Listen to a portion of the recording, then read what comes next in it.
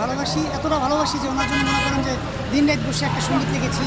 হাদি তুমি মরণে তুমি স্মরণে, হাদি তুমি মরণে তুমি হৃদয়ে, হাদি তুমি মরণে তুমি স্মরণে, হাদি তুমি মরণে তুমি হৃদয়ে।